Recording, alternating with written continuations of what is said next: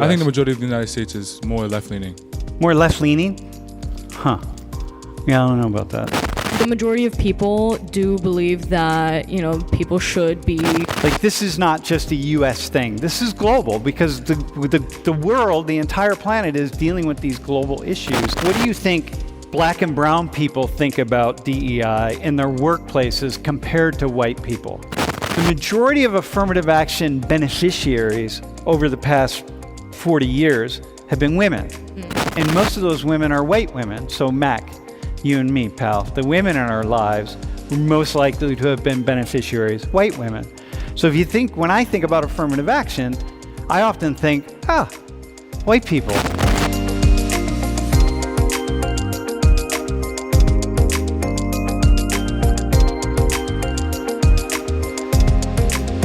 What do you think the majority of Americans think about DEI? Do they support it? Are they opposed to it? Are they? The majority, I would say that most people like it. Most people like it? Probably. Wait, why do you think they like it? Because I think majority of the... Are you talking about the United States? Yeah, just the U.S. I think the majority of the United States is more left-leaning. More left-leaning? Huh.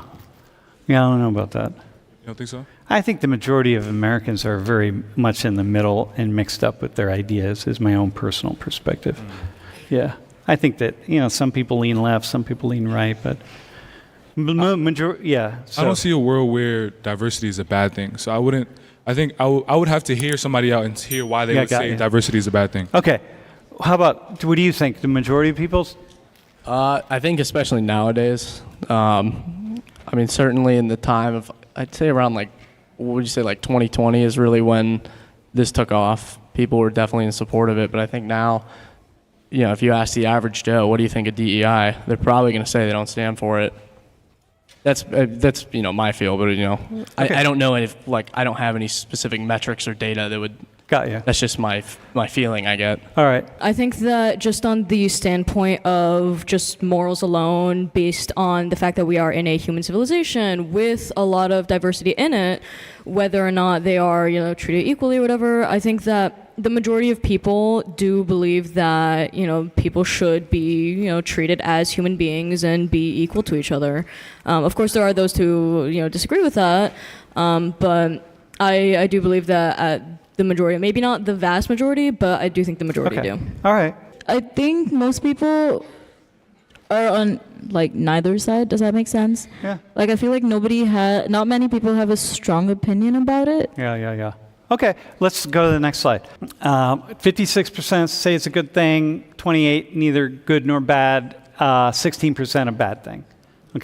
Okay, that's in general, DEI. And I think that I'm going to go with what Mac's saying. I was seeing if you all would break this up into actual diversity, equity, inclusion, because we put it together as though it's one single thing, but it's actually so much more than that, right? But nonetheless, okay, so here we are. Let me show you another slide really fast.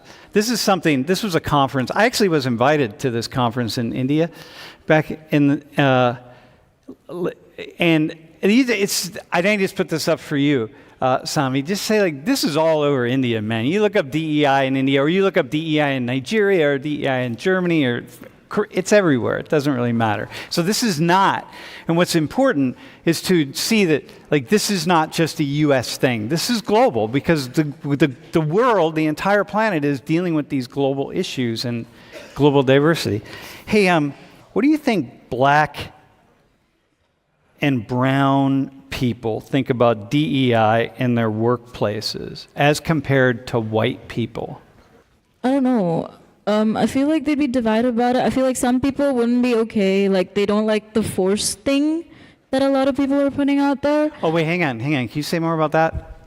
Okay, so since I've come to the U.S., I've heard a lot about diversity being forced in the U.S. Mm-hmm. I don't know much about it, but I have heard about it a lot, especially from people that grew up here. Yeah.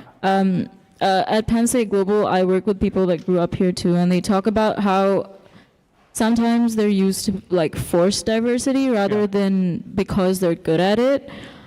So in other words, it's hey, listen, you want to be part of this, or you want to be a student here at Penn State. you're going to have to go to this workshop on diversity. You want to be part of our organization. You all are going to get hired somewhere. So let's say you get hired at Microsoft, let's say, right? It's like you're gonna take these diversity workshops. And you don't have a choice on that. That's just it. So this is the kind of thing. What do you think Black and brown people think about DEI in their workplaces compared to white people? Just my gut feeling, I'd say there's probably a good majority of people who only see it at surface level, just like, what it stands for, diversity, equity, inclusion, and think that's a good thing. Like just at a... How many people do you think hear that and they don't really take it seriously? They're just like, they just go through the steps. Like, yeah, whatever. Okay, I'll go to the workshop, but I don't really care.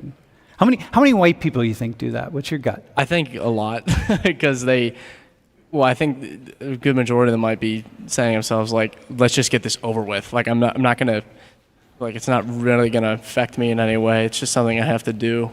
Because company policy, that's up to the company. It's not like they're doing anything immoral. Well, Mr. Starbuck is saying, hey, listen, to these companies, stop doing that. Like, that's just not, you're wasting a lot of money on this. Well, the money thing is the big issue. So, to my understanding, is the reason why companies so predominantly have DEI policies is because of that study. I forget exactly what it's called, but it was a study that came out like 6 years ago. Yeah. And well, there are a lot of studies, but go ahead. The name of it is slipping my head right now, but it was kind of like the foundation of when people started saying like, oh, the more diverse your company is, the better it does.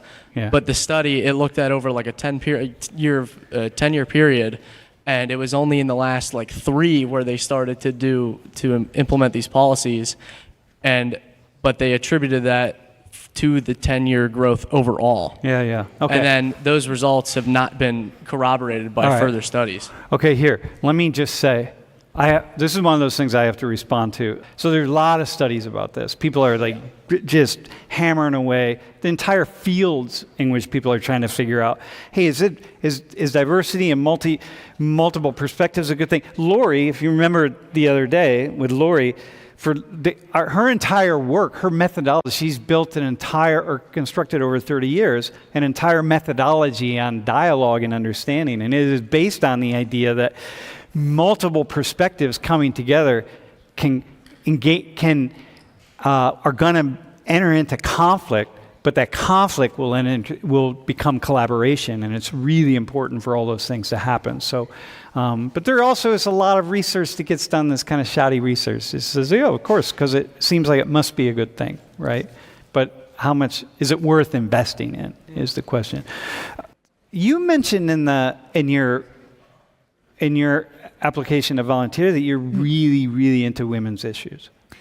I think that's I do think it's important. I don't think it's like the only thing I care about, or like really, I don't even think it's like a huge focus in my life, but I do care about it a lot. I think it's important, and I think we've come a long way, but there are some things that we can still, improve, and there are some things policy-wise and just like government-wise that we can improve on. Okay, so what's your gut with, if you think about these issues of DEI, because we're going to go with, gender is really important here, right?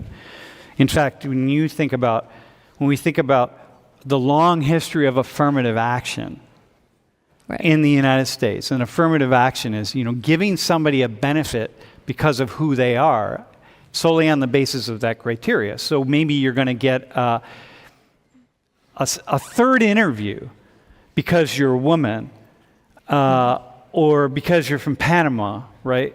But you're going to get a third interview, or you have a disability. Whereas if that wasn't you, you would have gotten 2 interviews. But they're going to bring you back for that third one to be like, hey, we'd really like to hire this person, but we're not really sure, so we're going to do this one more interview. All sorts of affirmative action stuff that we're going to do, right? The majority of affirmative action beneficiaries over the past 40 years have been women. Not black and brown people, it's women, like affirmative action programs, right? So think about this. When you think about that term affirmative action, and what that means, and most of those women are white women. So Mac, you and me, pal, the women in our lives were most likely to have been beneficiaries, white women. So if you think, when I think about affirmative action, I often think, white people, because white women have been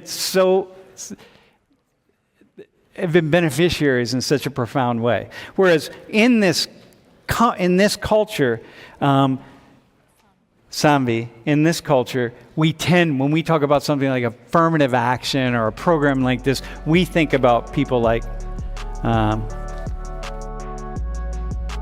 Jeff.